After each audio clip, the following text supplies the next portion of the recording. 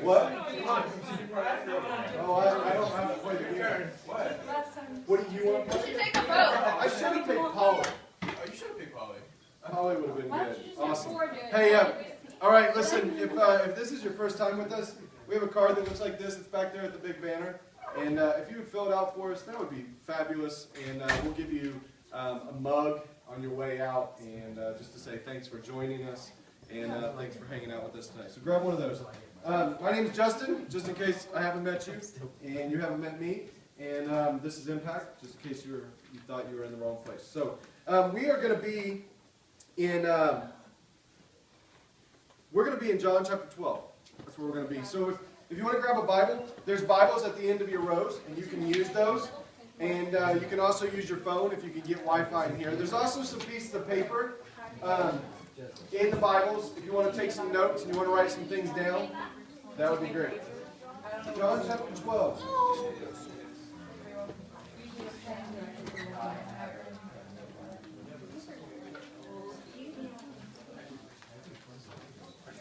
So desperation. Desperation. What does it mean to be desperate? What does it mean to be desperate? When I looked up the definition of desperation, this is what it says. It says that desperation is to be reckless. It's an urgent need. It means that you're at the end of your rope. There is no hope. Does everybody got a Bible? Jason needs a pen. Here, I got you one. Right here. So desperation. Have you ever been desperate? Have you ever been desperate? You have? It's really tough. Like for most of us in this room, we have grown up really having everything that we need, right?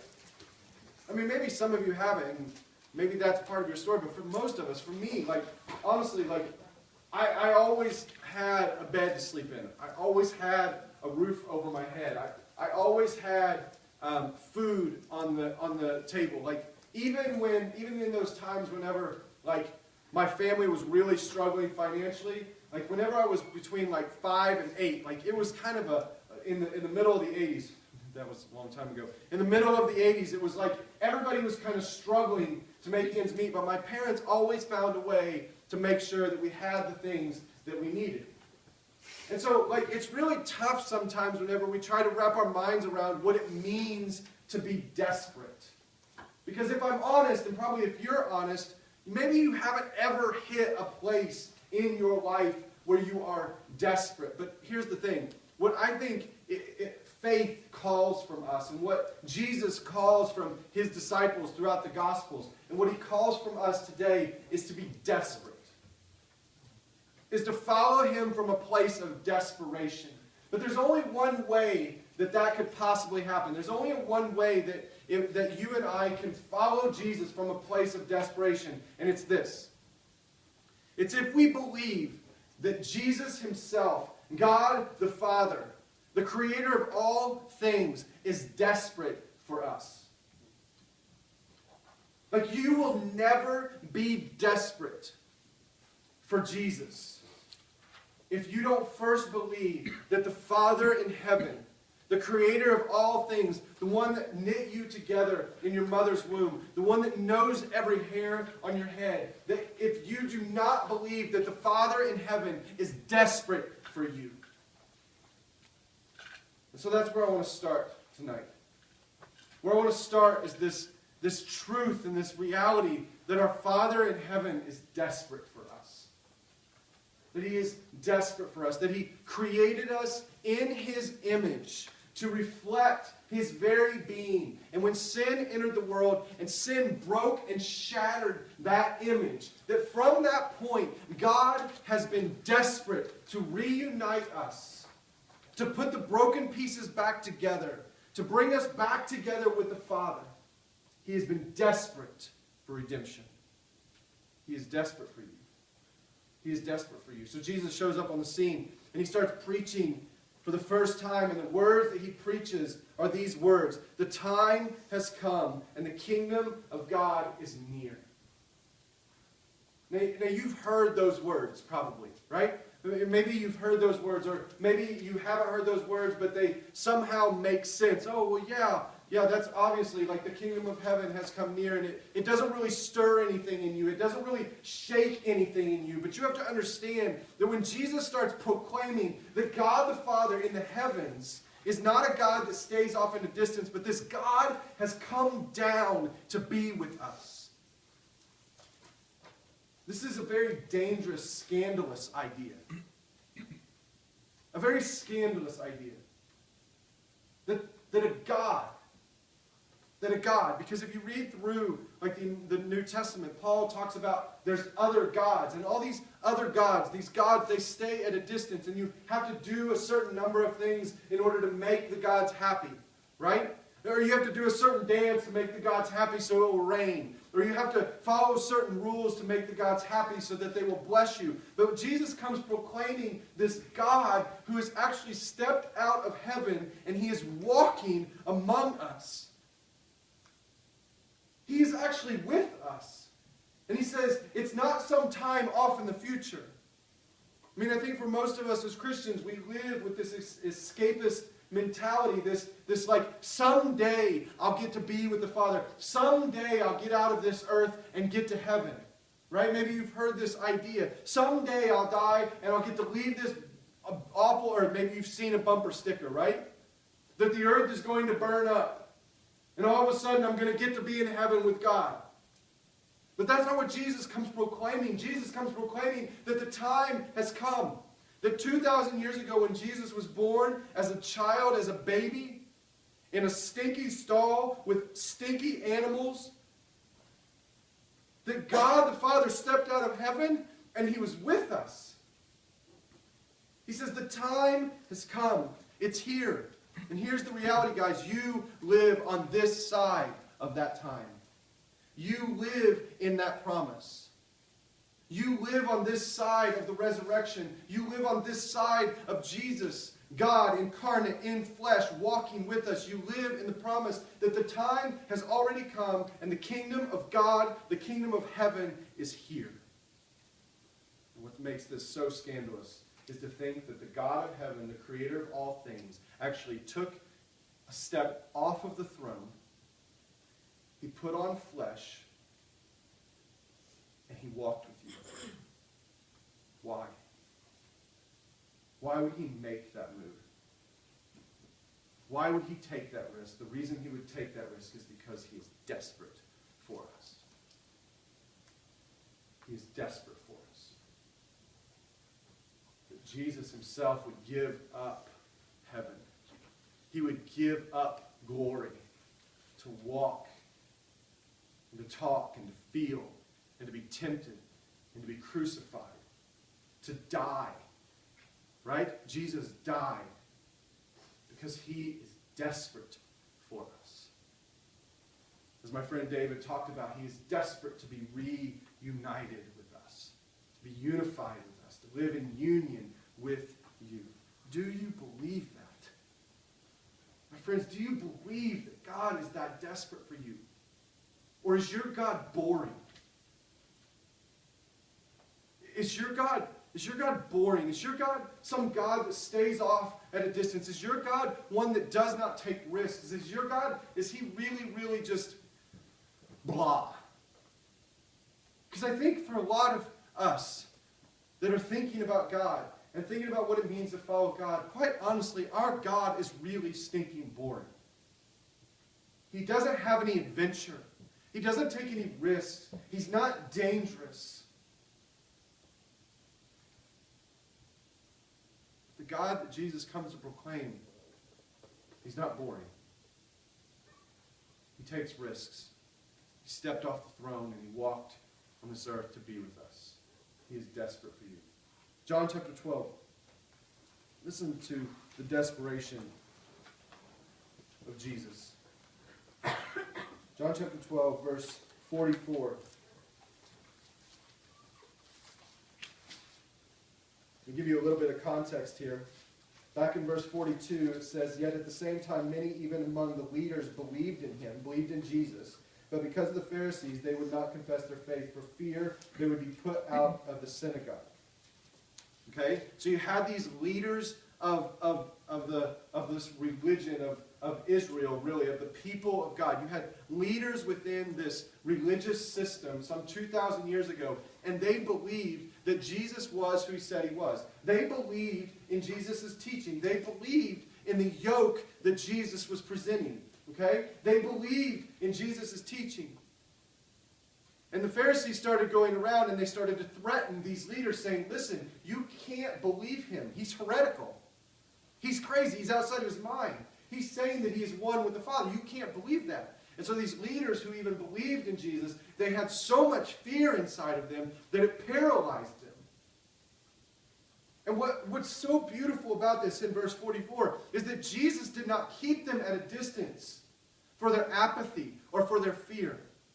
I don't know if you've ever experienced that in the church where you haven't been passionate enough, or you haven't been religious enough, or you haven't been Christian enough, or you haven't been a good enough Jesus follower. And maybe you've experienced in the church where the church has stiff-armed you and said, "Wait, until you get it together, then you can come join our club." And Jesus doesn't do that to these leaders. Instead, what Jesus does is in desperation, he cries out to them. Listen to verse 44. As the writer John, he describes Jesus' very being, his very heart. It says, "Then Jesus cried out." He cried out. Like he didn't speak in monotone. Okay? He wasn't bored. He wasn't like, "I guess I got it. If I gotta talk to you, I'll talk to you." He cried out. He cried out. He said, "Just listen to me. Listen to what I brought to you." Listen what he says. "When a man believes in me, he does not believe in me only, but in the one who sent me. When he looks at me, he sees the one who sent me. I have come into the world as a light, so that no one who believes in me shall stay in darkness." Jesus is literally, he is in desperation. He's saying, "Come and follow me. Leave your fears behind. Leave your boring religion behind. Leave your boring God behind. Come and follow me. Take a risk. Dive in." This is a Jesus who is desperate for the people that he created to be one with him. Do you believe in that kind of Jesus? Like really? Come on, think about it. Is that the Jesus that you follow? When you wake up every morning, do you believe that about the Jesus that you follow? Or do you kind of just roll out of bed and think that Jesus is kind of rubbing his eyes, he's kind of waking up like, "Oh, I got to deal with that person again." Right? "Oh, great. Got to follow them around today. Make sure they don't do anything too stupid." Right? Or maybe your Jesus kind of forgets you and like pays attention to somebody else, right, for the day. "Well, they don't really need me today. I'll go over here." Like, what kind of Jesus do you follow? Do you follow a Jesus that when he looks on you, he cries out and says, "I just want you to know that you don't have to live in darkness anymore. You can live in light. I want you to know that you don't have to live according to the law of religion anymore. You have been set free. You don't have to carry around that sin. You know that one? I call it my backdoor sin. I kick it out the front door. I get rid of it once, and then it swings around my house and comes in the back door and kicks me in the back of the head. Again and again and again. And Jesus says, you don't have to be mastered by that sin anymore. You've been forgiven. I've taken it upon myself. You believe in the Jesus that is desperate for you. Desperate for you. I believe this. When we believe in this kind of Jesus, it will translate into us being desperate for him. And not in the religious sense, like, oh, I got to do more as a Christian.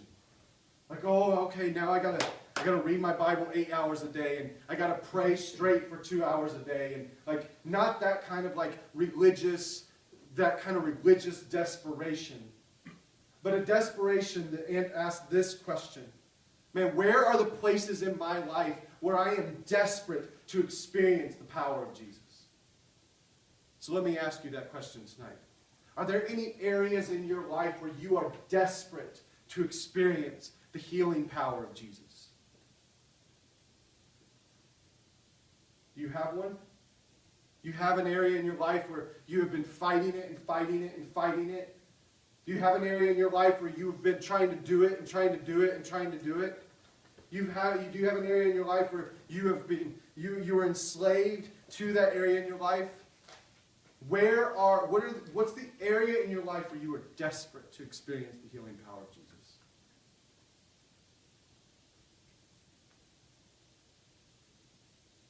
Turn your Bibles to Mark chapter 5.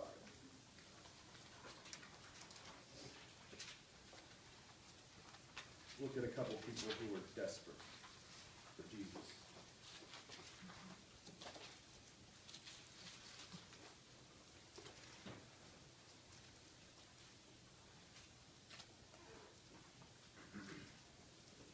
Verse 21.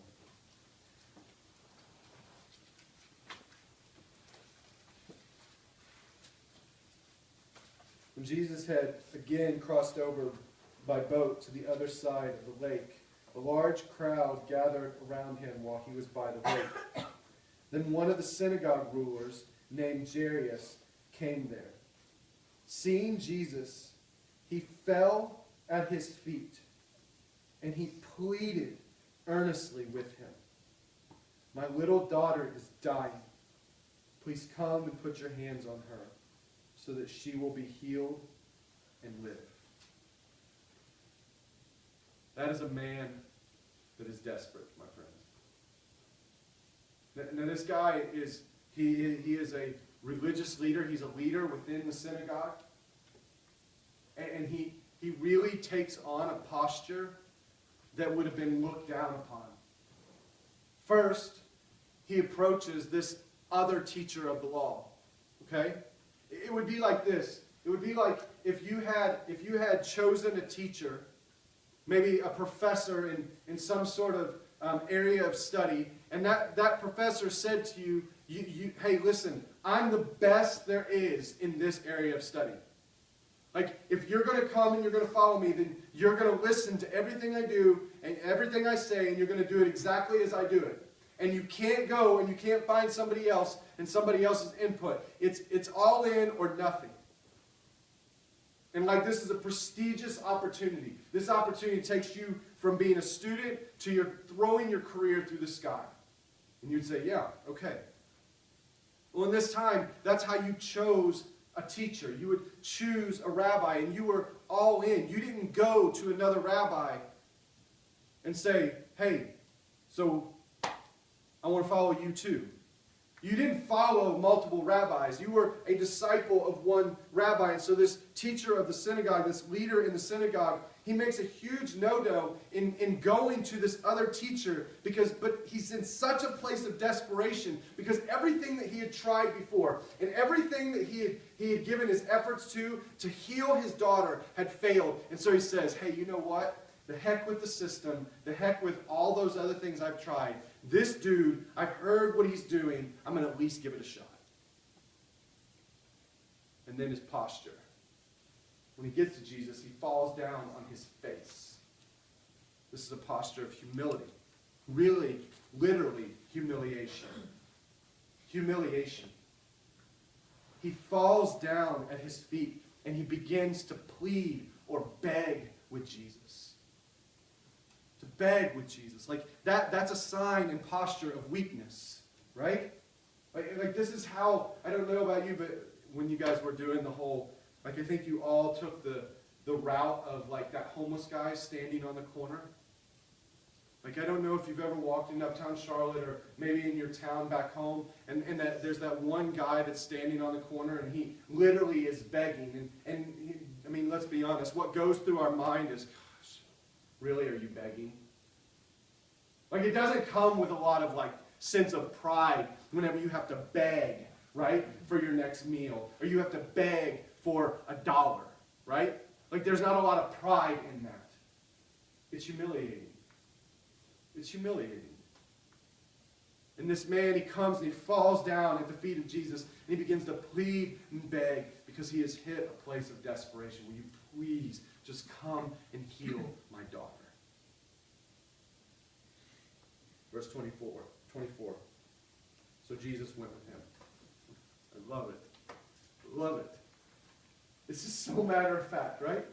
It's just like, man, when we are desperate for Jesus, Jesus doesn't take a step back and say, oh, just a little bit more. Like, beg just a little bit more. Let me hear your pros and cons. Right? Well, first, have you tried every area before I come with you? It's just as simple as this. Jesus went with him. He was desperate for Jesus, and Jesus went with him. Let's just keep going. A large crowd followed, and it pressed around him, and a woman was there who had been subject to bleeding for 12 years. She had suffered a great deal under the care of many doctors, and had spent all she had, yet instead of getting better, she grew worse. When she heard about Jesus, she came up behind him in the crowd, and she touched his cloak, because she thought, if I just touched his clothes, I will be healed. If I just touched his clothes, I will be healed. 12 years she had been subject to bleeding. Most commentators said that this woman had spent every single penny and every single dime that she had to her name to try to find the remedy for her sickness. Maybe she sold her home. Maybe she sold all the animals that fed her family. She was so desperate to be healed because what was going on in her body and what was happening with her body was considered to be unclean. And so when you are that unclean, for this woman, she was then isolated from the community. She was pushed out of the religious system because she was unclean, and only the clean could come into the temple. So this woman was literally isolated and pushed outside of the religious system, outside of God. And so in her desperation, she hears about this person, Jesus, this guy Jesus, who is healing people. And so what she does is she comes and she finds him. And when she gets to him, there's hundreds of people pressing in around Jesus. It's like a rock star, a celebrity, walking down the road, and every camera and every news person is pushing in around Jesus. And she starts to throw elbows. Because she has come there with purpose, and that is, maybe, just maybe, if I could touch him. I don't even want to talk to him. I don't even need him. I don't even need his attention. Maybe, if I could touch him, maybe. And she starts throwing elbows, and she starts pushing her way, and she starts crawling, and she gets to him, and she touches him. You ever been that desperate for Jesus? Like, come on, guys. Are we just playing followers of Jesus? Are we that desperate for him?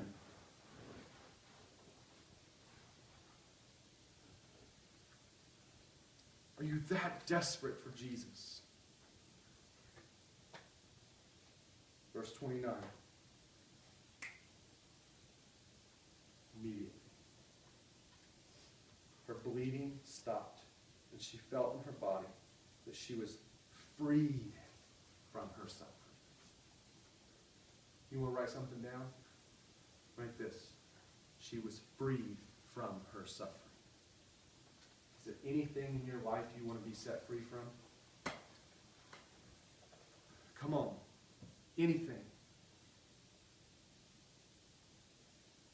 Do you believe that if you could just touch Jesus, possibly, maybe, you would be set free? Are you that desperate for Jesus?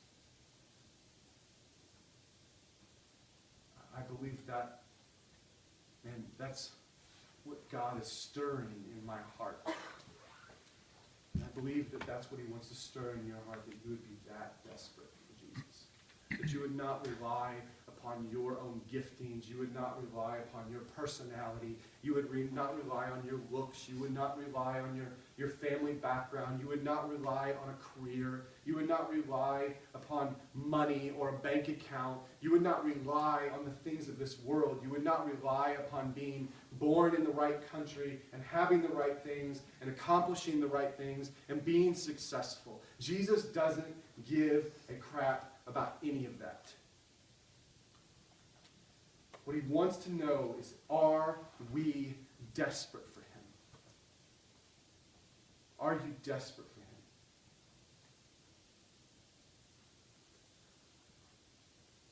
There was a young man, read this story, and I just thought this was such an awesome story of desperation. His name was Eric, and Eric had been an alcoholic since he was in college. And at this point, when this story happened, he was in his mid-30s, and so at this point, he'd probably been an alcoholic for 17 or 18 years of his life. He was married, he had a couple kids, he had a job, and he had tried everything. He had gone into programs, he had tried getting rid of all the alcohol in his house. He had tried every possible way to kick it. And he was going along pretty well. And there had been, relapses throughout his story where he had almost lost his entire family. He had lost his jobs. He had spent everything that he had. And this one point, he had fallen back into drinking and being an alcoholic. And so he shows up at church one morning, and church is going along, nice and neat. We don't really talk about, too risky things, whenever we get together as a church. It just has to be nice and neat, and everything's nice and neat, and everybody's being real quiet in church. And they get to this point in the service, and it's quiet, and Eric just stands up.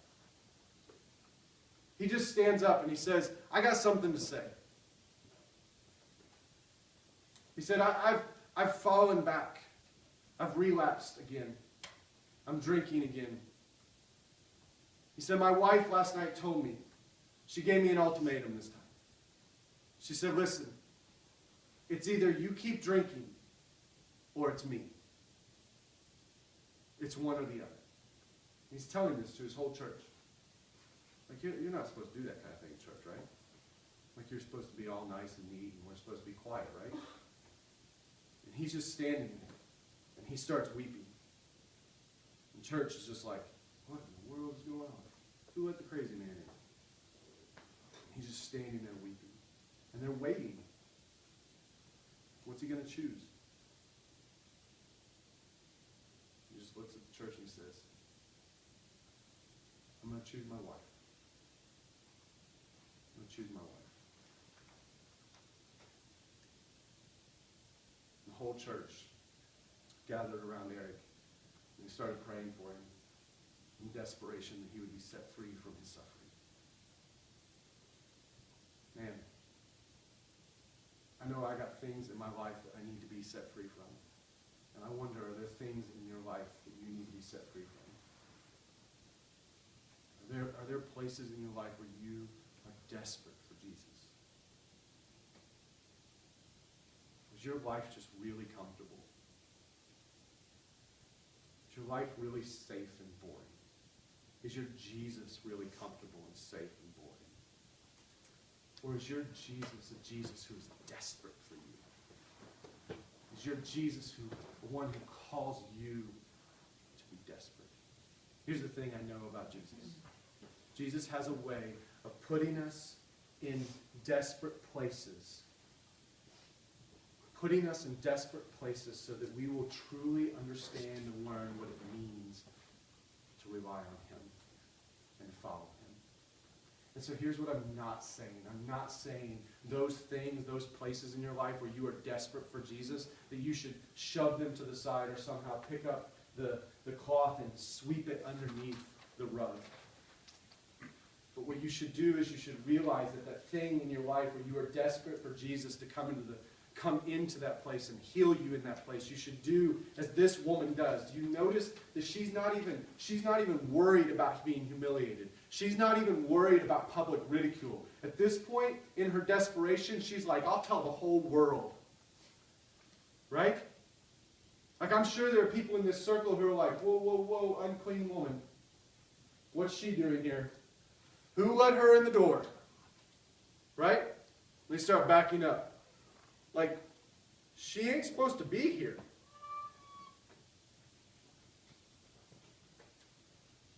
I love what the disciples do.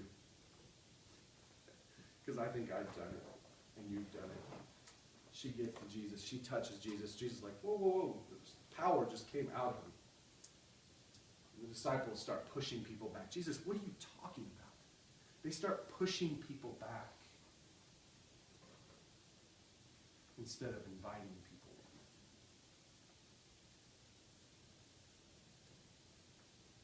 in. And Jesus is like, no, stop. And he brings her in. It's a Jesus that's desperate for us. He wants to know, are you desperate for him? I'm going to pray, and we're going to take communion. Communion is something that we do every week, we practice every week, and it's a reminder that this Jesus who is desperate for us, that he gave up everything. He walked out of heaven, he stepped away from glory, he stepped away from his Father, he hung on the cross, and as he was hanging on the cross, he was literally separated from his Father. He experienced what you deserved and what I deserved. And he did that because he's desperate for us. And as we take communion, as we take the bread, and as we take the cup, let us remember tonight that we follow a Jesus, and we are loved by a Jesus who is desperate for us. And as you remember that, and as you take that bread, and as you dip it into the cup, Jesus is asking you, is there any place in your life where you are desperate to experience me? And if there is, when you take that bread and you take the cup, remember what he's done for you. Tell it to him. This is the place. This is the place that I need you to come in. Everyone who follows Jesus is welcome at the table. It's a place where we proclaim the death, burial, and resurrection of Jesus. It is not our table. It is Jesus' table. And he invites you to come and meet with him. Let me pray. Father, I thank you that you love us desperately.